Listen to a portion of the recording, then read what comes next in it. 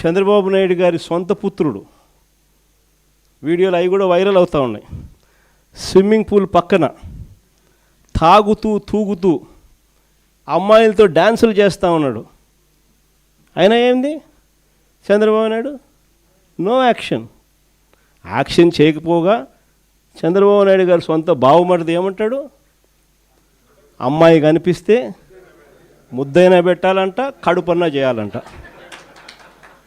అసలు అలాంటి మాటలు మాట్లాడాడంటే లాగి చంపకేదో పీకాల్సింది పోయి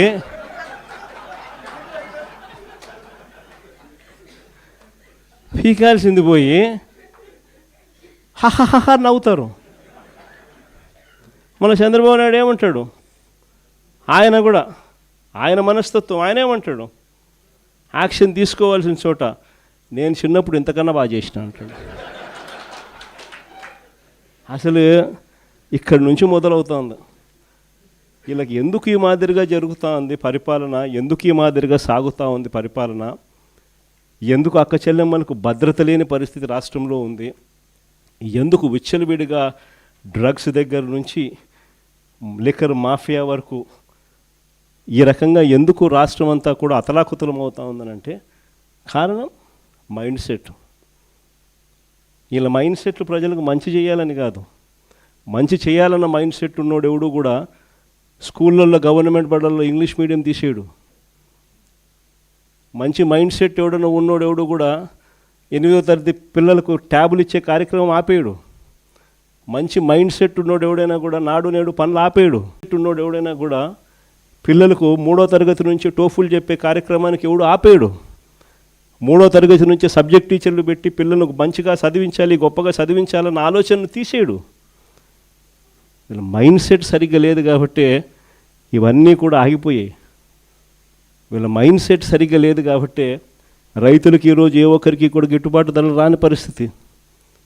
వీళ్ళ మైండ్ సెట్ సరిగ్గా లేదు కాబట్టి ఈరోజు రైతులకు ఉచిత పంటల బీమా లేకపోయినా కూడా కనీసం ఇవ్వకుండా ఎగరగొడుతూ పట్టించుకోకుండా వదిలేసిన పరిస్థితులు.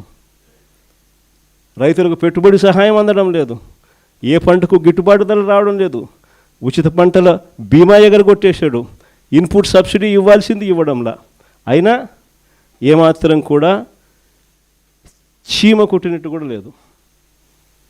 పేదలకు ఉచితంగా వైద్యం అందడం లేదు, ఆరోగ్యశ్రీ గాలికి ఎగిరిపోయింది. నెట్వర్క్ హాస్పిటల్ మేము చెయ్యము వైద్యము పేదవాడికి అని చెప్పి బోర్డులు తిప్పేస్తున్నారు.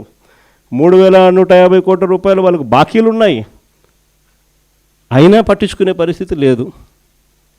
ఎందుకంటే వీళ్ళ మైండ్ సెట్ పేదవానికి మంచి చేయడం కోసం కాదు, ఆడవాళ్ళకు మంచి చేయాలని కాదు, చివరికి అక్క చెల్లెమ్మలకు 0 వడ్డీ కూడా ఎగరగొట్టిన ఏకైక నాయకుడు ఎవడన్నా ఉన్నాడు అని అంటే ఇక చంద్రబాబు నాయుడు.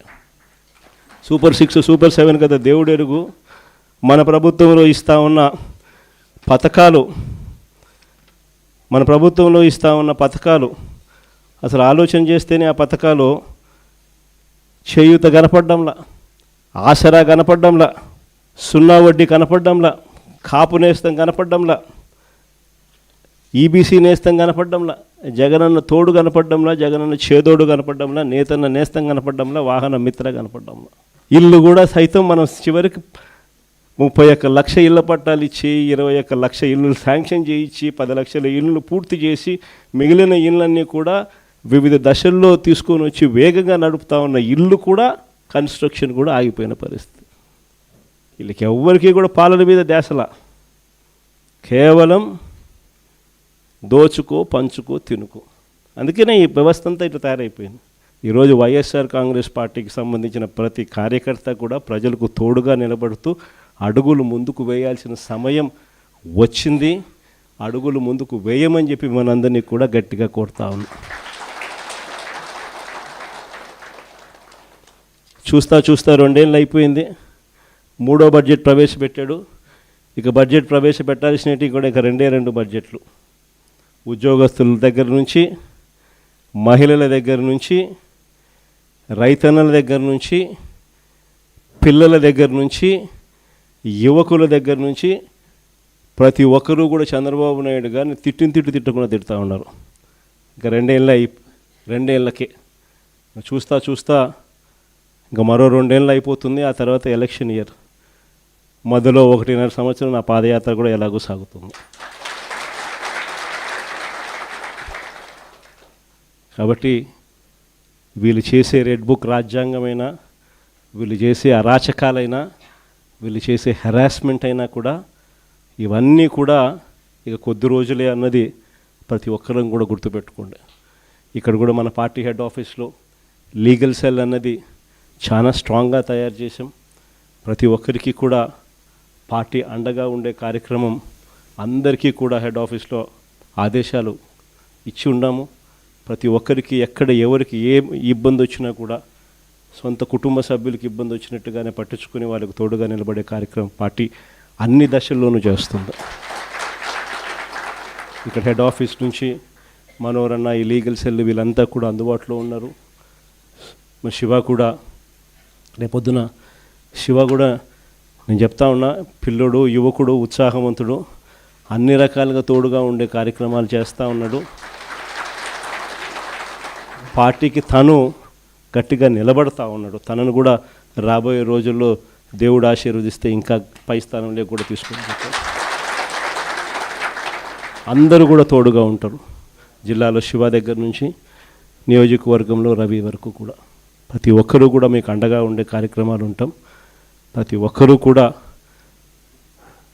సవ్యసాచుల మాదిరి, కథన రంగంలో సవ్యసాచుల మాదిరి గట్టిగా పోరాడండి. నెక్స్ట్ జగన్ 2.0లో అందరికన్నా పెద్ద పీట వేసేది కార్యకర్తలకి అని మాత్రం మరొకసారి చెప్తాను.